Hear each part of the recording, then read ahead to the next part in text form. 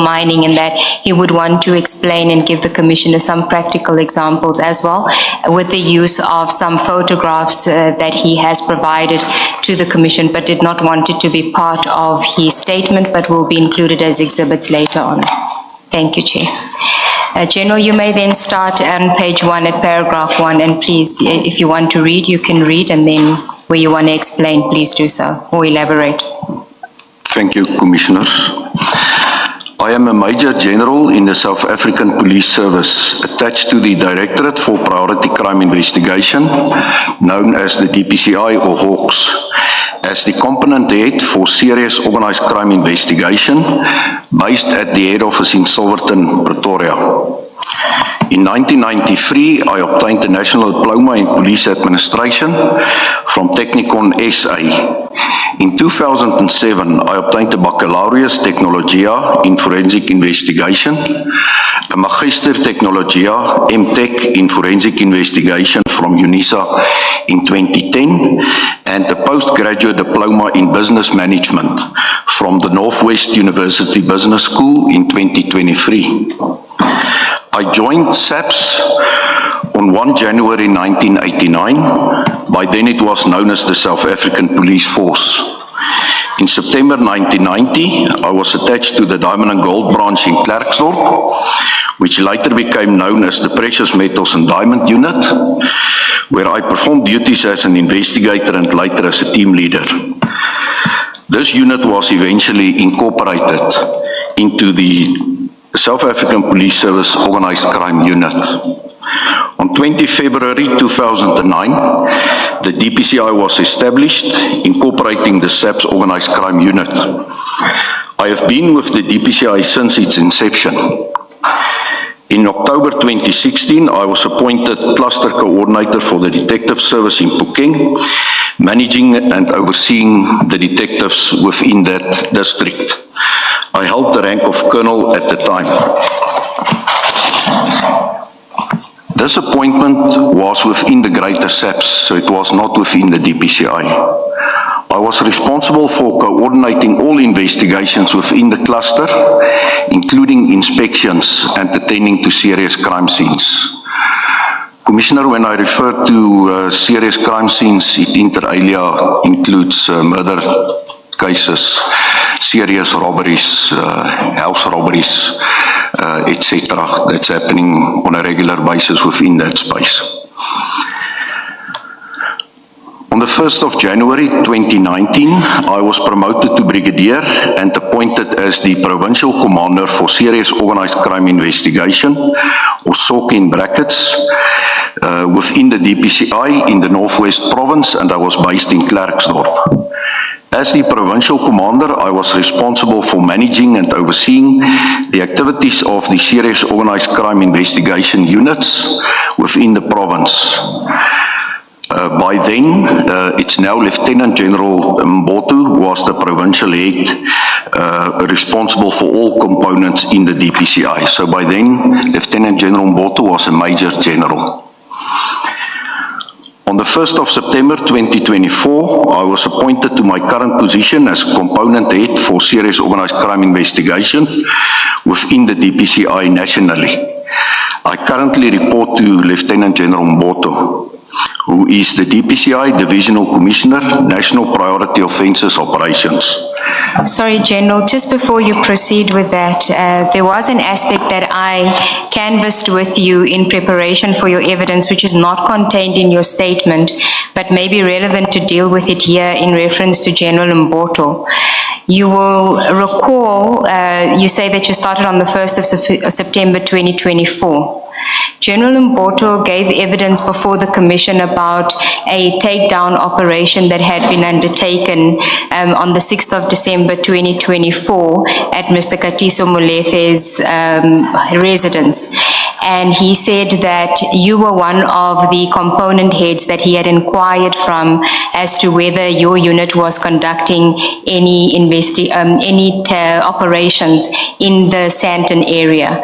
I just want you to address that and confirm and give us your version of what you can recall if you did in fact have that discussion with General Mbotu. Thank you, Commissioners. Yes, indeed, I confirm the inquiry that was made by General Mboto. By then, on that specific date, we were at the Excellence Awards of the DPCI. I was approached by the General and he made inquiries with me, and I denied that any of my personnel are involved in any operation at Mr. Molefe's residence. And do you recall what General Mboto had specifically asked you? Did he tell you why he was asking you if your troops were involved in an operation in Sandton? No, I didn't receive any detail, Commissioners. Okay, so you weren't aware that it had related to an allegation that there were perhaps people that were imitating Hawks members at the residence, that was the allegation. He didn't tell you about that? I cannot recall that per se, Commissioners, but what I know for a fact is by that time there was a number of incidents where members of the public would impersonate them to be members of the DPCI and then take part in raids at premises, etc., and indicate that they are DPCI members. That I can confirm. Okay, and then just for my curiosity, it seems that you were reporting to General Mboto in the Northwest, and then when you move in September 2024 to head office, he either moves subsequent to that or just before that, if memory serves me right. Did he have any part in your moving to head office? No, Commissioner. The General by then, when I got promoted to head office from the 1st of September 2024, the General Mboto was by then still the provincial head of the DPCI Northwest, and so I arrived in head office before him. Okay, thank you for clarifying that, General. You may then continue at paragraph 6. In addition, you now dealing with the other components within the DPCI, operational component. Thank you, Commissioners. In addition to the SOCI component headed by myself, the DPCI has the following operational components. It is the serious commercial crime component, then we have the serious corruption investigations, and then 2 operational support components. They do not carry dockets or execute arrests, they provide operational support to the operational components, the 3 major components. And they are the forensic accounting investigations, as well as the priority crime specialized investigations. And I've also mentioned in the statement who is the current acting component heads or appointed component heads within that space. Both have the name in, or as part of the name, investigations. That seems to suggest that they would carry dockets. Why do they have investigations in the name? Well, although they are intimately involved with investigations, Commissioners, they do not carry the dockets. The dockets are being carried by either detectives within the serious organized crime space, serious corruption space, or serious commercial crime space. So they are rendering a support with, for instance, expert evidence that normal organized crime detectives are not capable of performing. So they assist us within that space. Thank you, General. 6.4. And then 6.4, we also have the Tactical Operations Management section, known as TOMS, which is not technically a component. They report directly to the Divisional Commissioner, and they are headed by Brigadier Mokoena. Thank you, General. Just a question for clarification.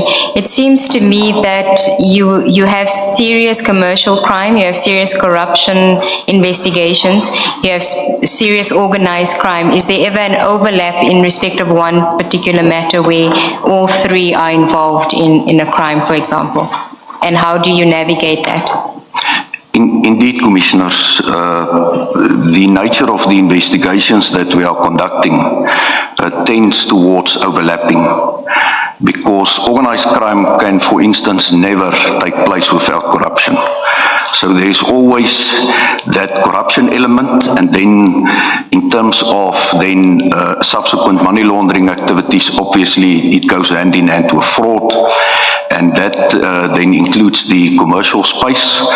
So it is, there's always that overlap, and we address that by means of a multidisciplinary, multidimensional approach where we rope in all the necessary resources to be effective with an investigation.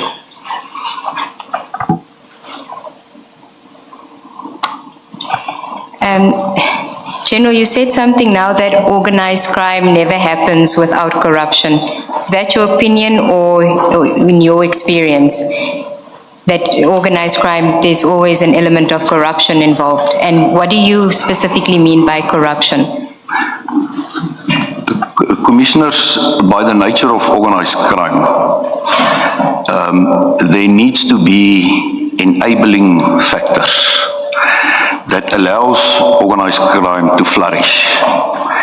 In order for that to happen, it's my experience that there is always an element of corruption involved in the perpetuating of these crimes. And by that you mean corruption within what, government spheres? What kind of corruption? Both private and public space, Commissioners. Okay.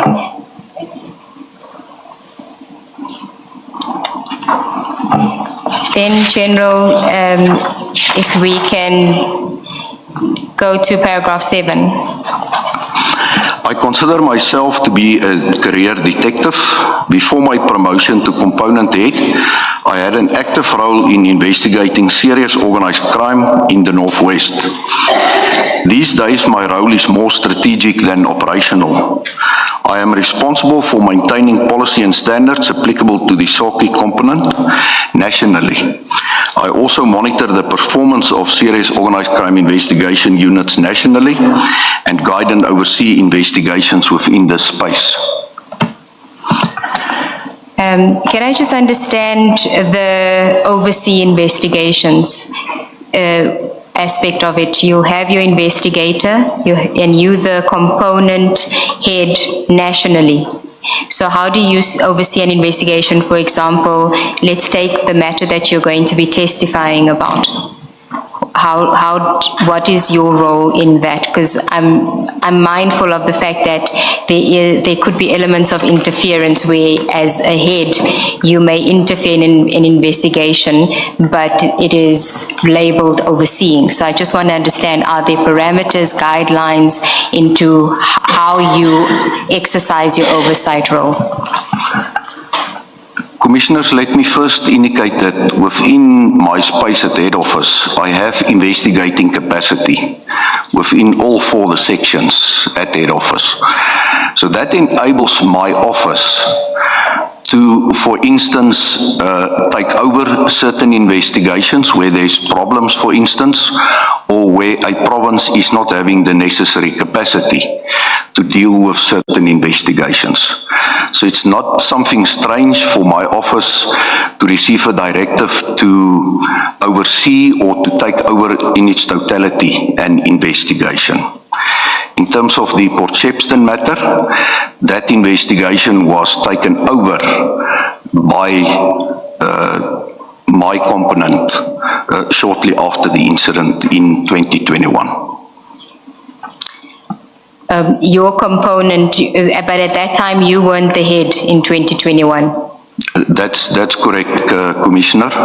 By then, Major General Kana was heading the serious organized crime investigation component. You would have heard Advocate Sello saying that there had been some significant developments in the investigation over the past 12 or so months in this matter. So you're saying that this investigation started in 2021 after the theft, November 2021? I confirm that, Commissioners. and developments only, it was only real developments or significant developments, as she said, after your appointment as component head. Is that coincidental? Well, Commissioner, I don't know if it's coincidental, but I can confirm that there is substantial progress on the investigation subsequent to my appointment. I can confirm that. And can I ask, this investigation, you said it was taken over by your component. Where was it before that, before it was taken over? Commissioners, immediately after the housebreaking was detected, the burglary at the Port Shepstone Serious Organised Crime Investigation Unit, the matter was left with the detective service at Port Shepstone.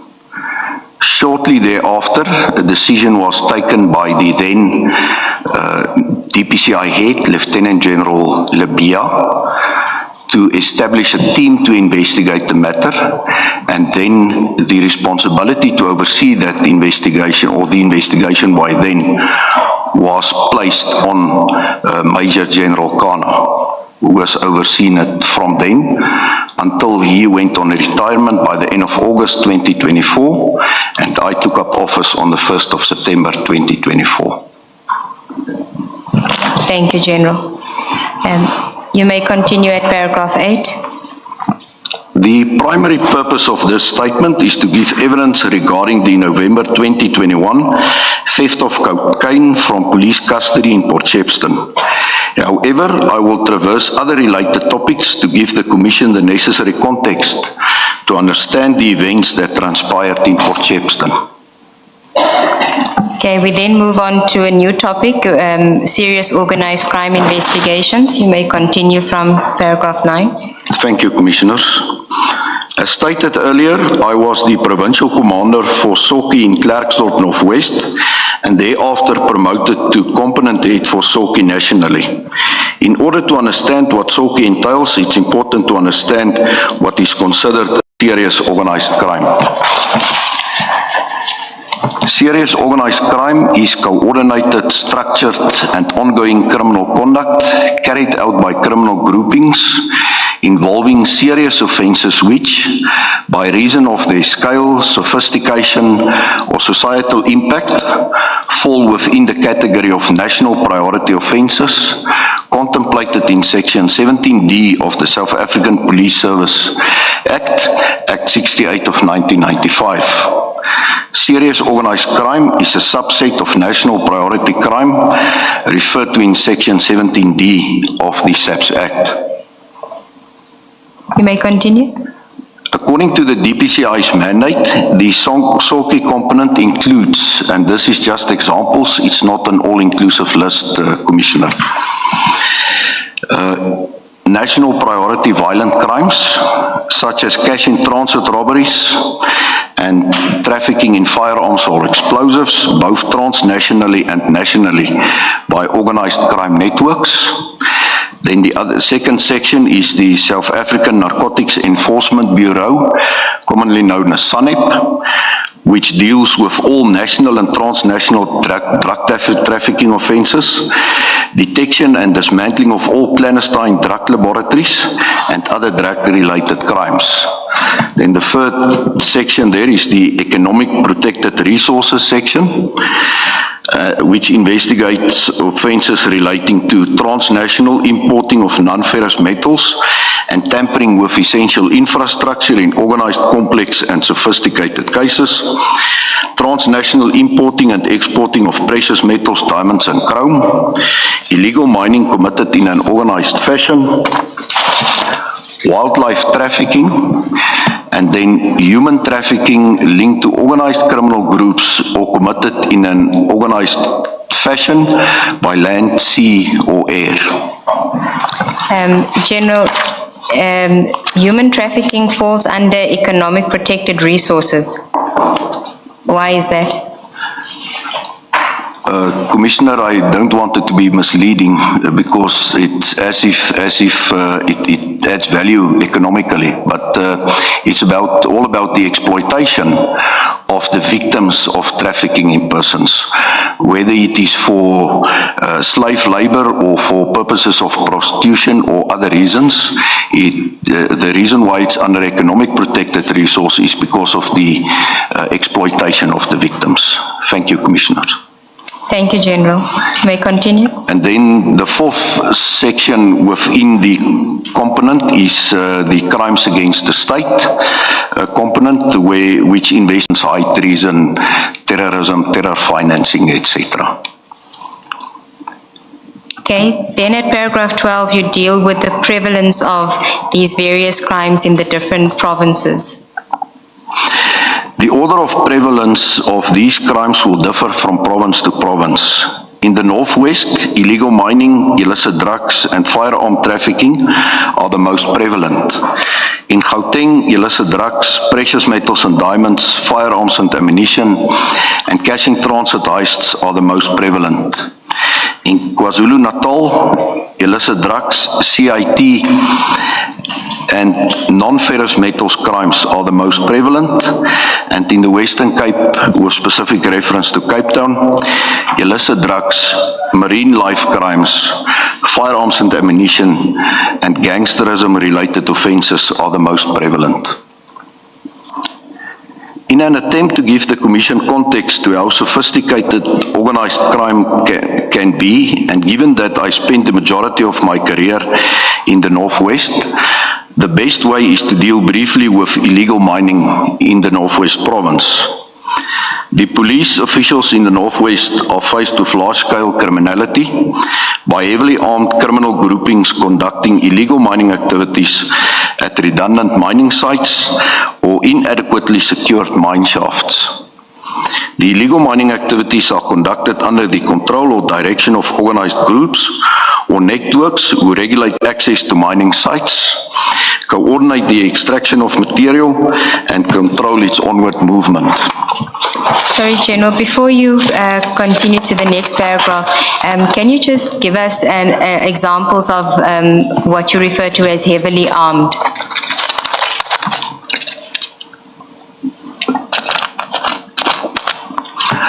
Thank you, Commissioners.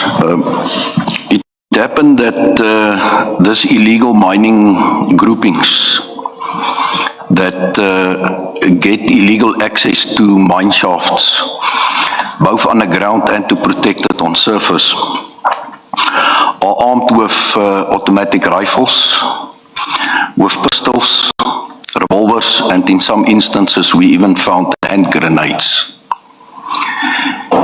At some of the scenes we will recover in excess of 10 or more rifles from the perpetrators, as well as sufficient ammunition to continue with a firefight for at least 24 hours. In one instance, we recovered only AK-47 ammunition, 6,000 rounds of ammunition. It goes without saying that it shows us how well equipped these criminals are within the organized crime space. They have logistics, supply chain streams that provide them with food, as well as gold refining paraphernalia that they use both underground and on surface. And then there is always visible and available market to facilitate the onward trafficking, with subsequent money laundering that's taking place on a continuous and ongoing basis. Thank you, General. Paragraph 15? 13. 15, 1-5. The extracted material is transported from the mining sites to informal or unlawful processing operations, or introduced into legitimate processing streams. By this, I mean the material is sold to a legitimate refining or processing company with a refining license. I would like to make it clear, Commissioners, that this is not everybody within that industry or all the companies. There are unscrupulous license holders, but there are also honest companies within that space. The material is sold through intermediaries and may ultimately be refined or exported.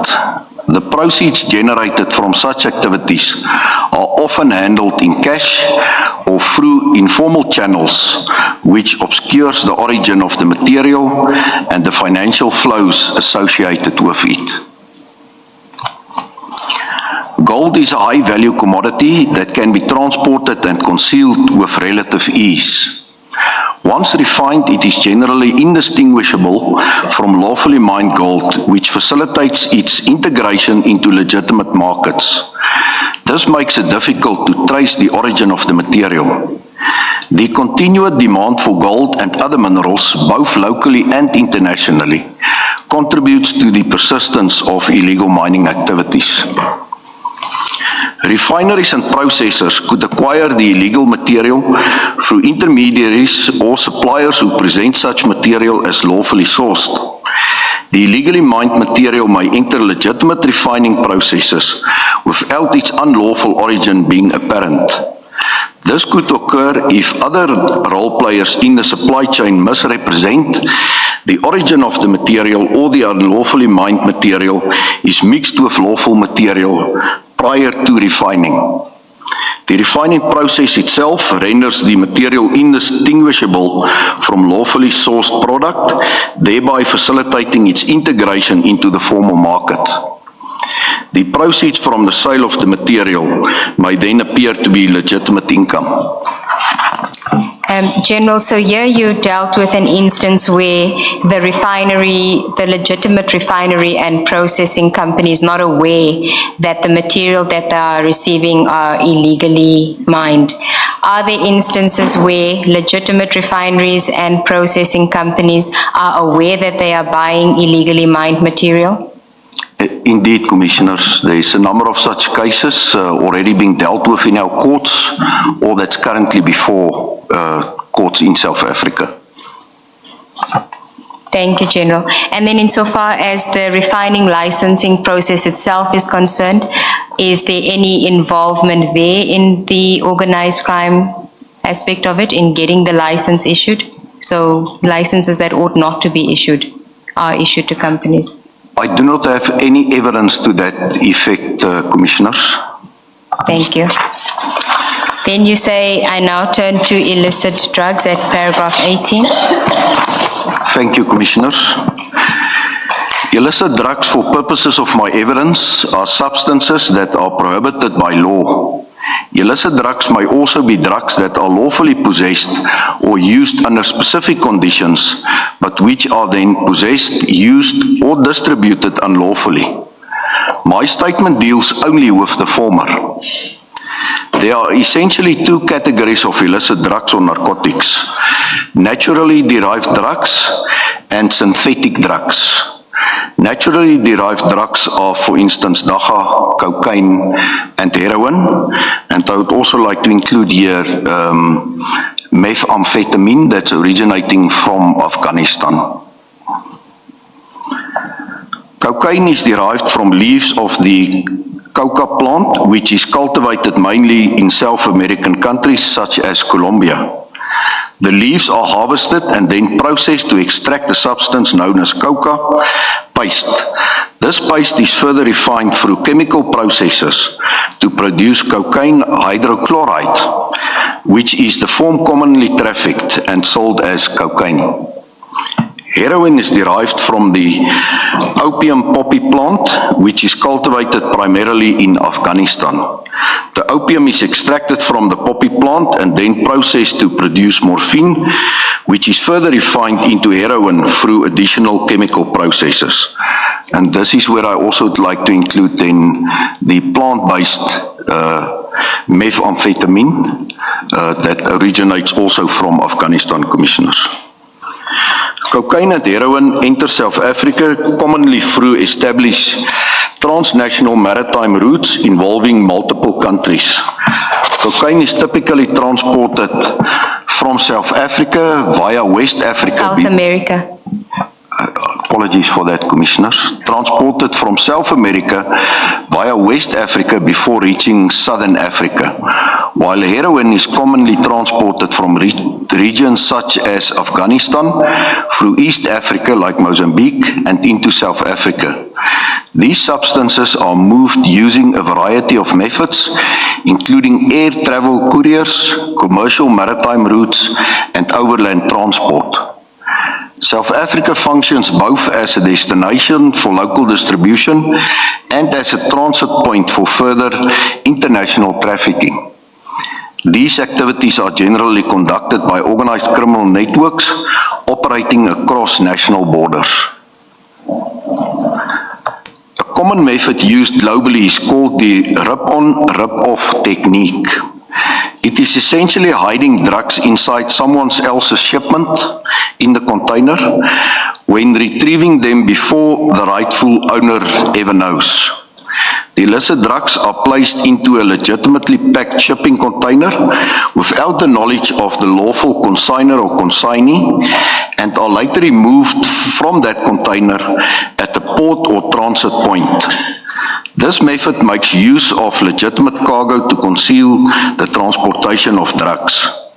The process requires the trafficking syndicate to identify a legitimate container with a legitimate consignment from a reputable company.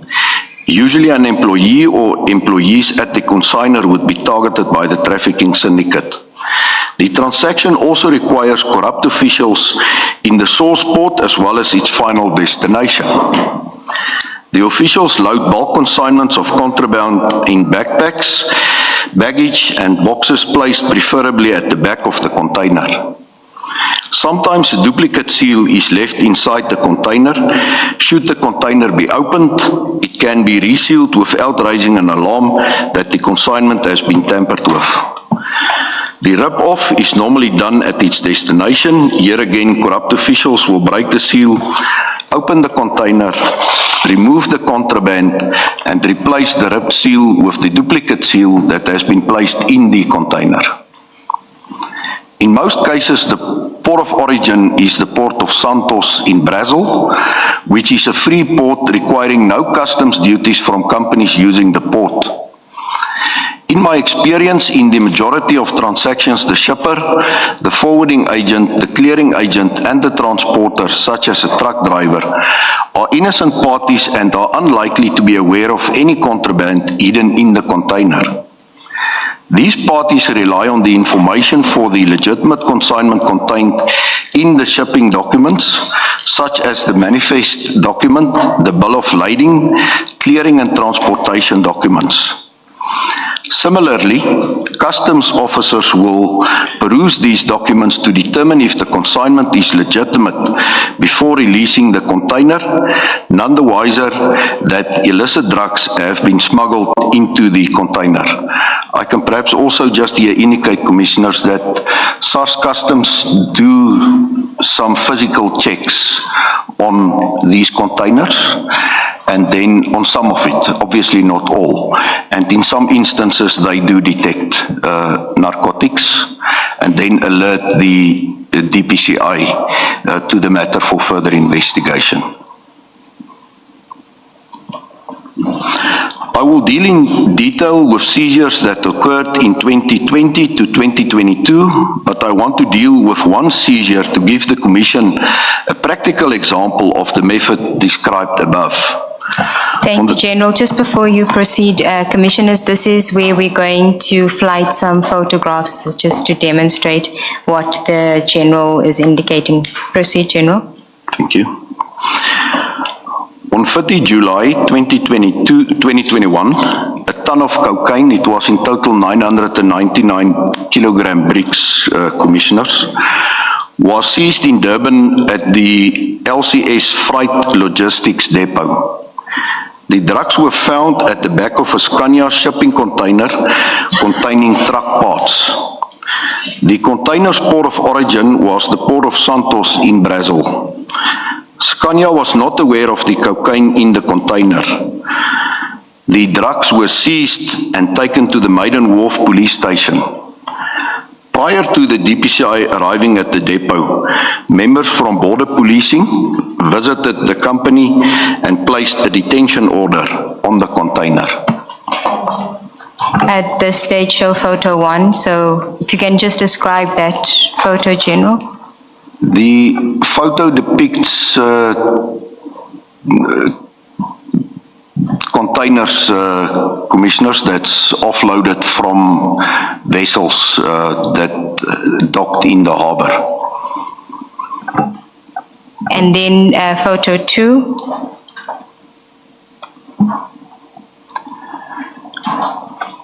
Commissioners, that is a photo that depicts the consignment of cocaine, or by then suspected cocaine, that was found in the back of the shipping container immediately upon opening the doors.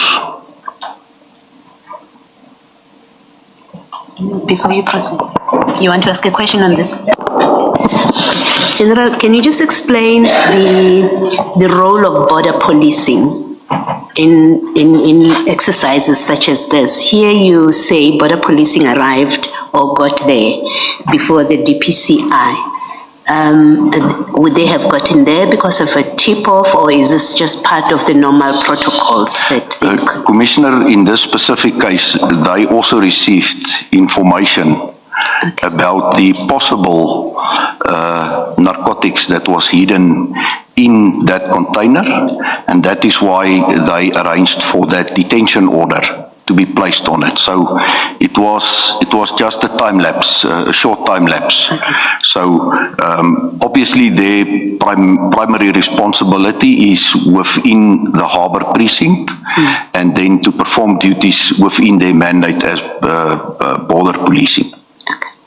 And in performing, in the normal course of performing that mandate, would they do the kind of inspection that you say, for example, customs randomly does on shipments? I'm just trying to understand practically what, on a day-to-day basis, do they have a role either by protocol or just practice that they could be part of the chain of discovering illegal narcotics, for example? Commissioner, I do not have detailed knowledge about the roles and responsibilities within that precinct, but it's my experience that whenever there is a search and seizure operation, they are